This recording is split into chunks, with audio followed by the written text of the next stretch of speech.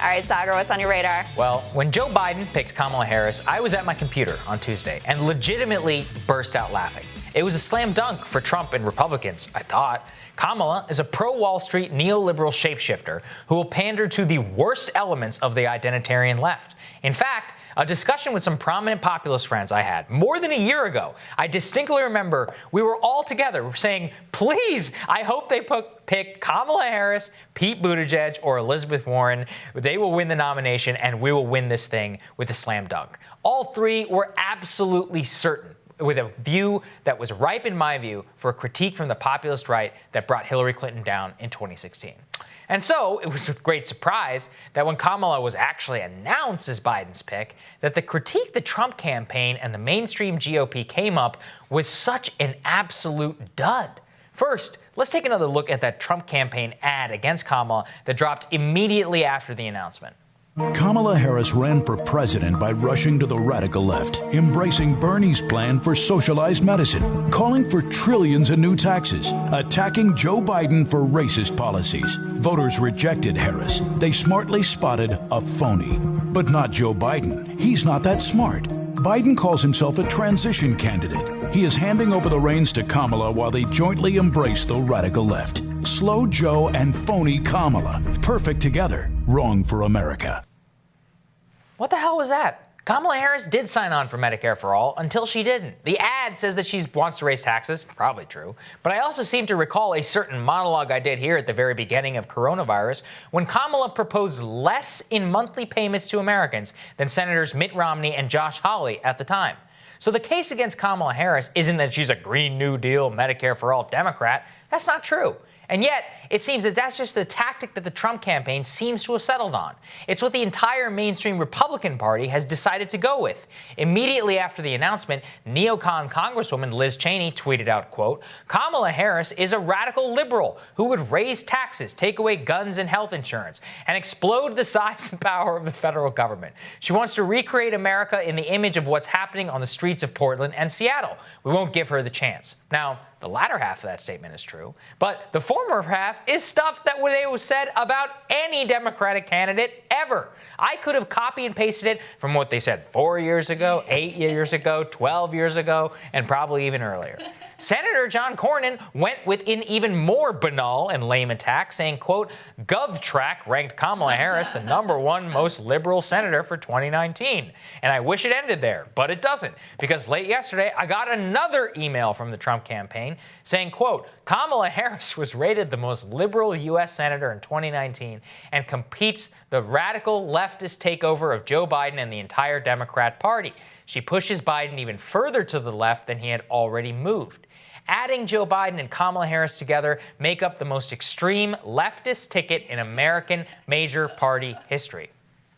Now again, maybe it's because I host a show and I interact with a lot of people on the actual left, but if Kamala Harris was one of the most liberal senators in the United States Senate, then why does nearly every leftist I know despise her? Why does she not get any of the self-identified most liberal people to vote for her? Now, the reason why is that our mainstream political discourse today is broken.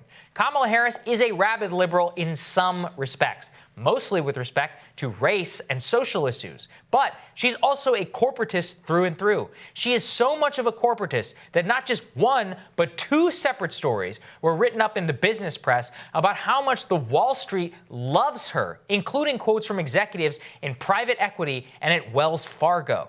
Republicans are at risk of completely blowing this election. The icing on the cake came earlier in the day, yesterday, when I saw Secretary of the Treasury Steve Mnuchin propose cutting capital gains taxes for investors on Wall Street and suggesting that this was a positive comparison to Joe Biden, who doesn't want to cut capital gains taxes. Now look, if Trump 2020 is Biden won't lower capital gains taxes and Kamala is a Bernie Sanders liberal, then Republicans should pack it up, folks. The only single Republican politician I saw with a coherent attack against Biden and Harris came from Senator Hawley, who said in reaction to Wall Street loves Kamala story, quote, of course Wall Street is delighted with Biden-Harris. Right back to China appeasement, unfettered globalism, ruinous trade policies that have transferred billions from working people to Wall Street. That's the Biden agenda. Now see, why is that so hard? Well, it's hard because just as many people in the GOP are as beholden to Wall Street as Kamala Harris is. Therein lies the problem. The single most effective attack against Kamala is not getting made by Trump because he's largely been co-opted by the mainstream Republican Party. He needs to break free immediately. He needs to return to the Trump who railed against corrupt Hillary Clinton and neoliberal policies of the Democratic Party. It's not hard. It took me 2 minutes of research to find an August 2019 interview that Harris gave to the Council on Foreign Relations in which she attacks the Trump's tariffs on China and heavily implies she would rescind them. That should be hammered home by the Trump campaign. She should be asked at every turn if she stands by that. So should Biden. Too bad we have a press corps that is more obsessed with Kamala Harris's background than they are the policies that she may enact that affect the lives of millions of Americans. Right now as we speak, Nate Silver's 538 election forecast has the odds of Joe Biden winning the presidency as the same odds that Hillary Clinton had on election night in 2016. This thing is not over. The tide could turn in Trump's direction, despite many things that I thought would have sunk him earlier. But to turn the tide, he's got to do what he did the last time he was in crisis, right after Paul Manafort departed the campaign. He's got to bring in somebody like Steve Bannon, or maybe Steve Bannon himself, to retool this campaign and hammer home the message that got him into the Oval Office in the first place. And I couldn't help but thinking, watching this, I was like, the campaign was rudderless in August 2016. They got to bring somebody like Bannon back in here because only he seems to understand why Trump got elected in the first place, and maybe he could push him to attack Kamala from from that angle because she's the most liberal senator of 2019. Who's going to believe that? Like I said, the Bernie people I know are apoplectic that Kamala is the one. It's like the actually most liberal people in the United States despise her. So, no, it's not going to land with anybody. I've got a headline here for you from the Wall Street Journal. Yeah. As Harris joins Biden ticket, Wall Street exhales in That's right. relief. That's on the front page of the Wall Street Journal today. Here you are, right. in spite of the candidates who've been chosen to represent the major parties at this time, you have unprecedented populist energy in the streets and throughout America. I mean, there's rage at the fact that billionaires are profiting during this pandemic while so many people suffer. And look, a lot of that blame does go to Donald Trump. But when you have someone like Kamala Harris and Joe Biden, who have both, throughout their careers, kowtowed to Wall Street in particular, but also in Kamala's case, Silicon Valley, it writes itself. Yeah. It's not hard to figure out. I mean, the Wall Street Journal has actually given you the line of attack. Same with CNBC. Right there. Yeah. It's not hard to figure out.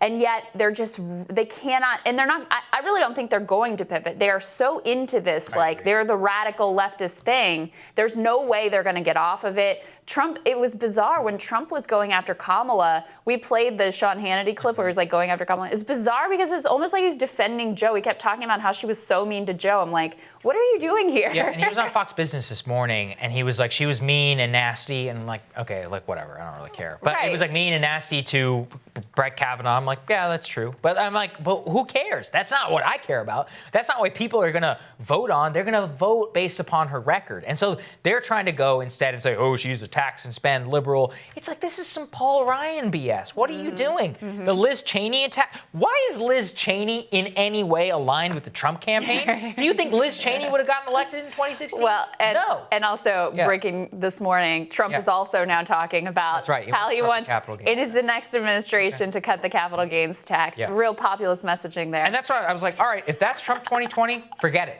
It's over. Like, and this is so eminently winnable now. You've actually got the polls to narrow. You've been given a gift, the greatest gift of all time. You have a empty neoliberal shapeshifter, Kamala Harris, who's more coherent than Joe Biden, who's 78 years old. This is the easiest slam dunk in history, and yet they don't want it. They're pissing it away. Just like basically roll the same playbook as last time. And that's why I thought that Joe Biden, all this, oh, he's so electable. I was like, what are you talking about? They know exactly how to run against him. You can do the same basic thing that you did against Hillary Clinton. But they're not.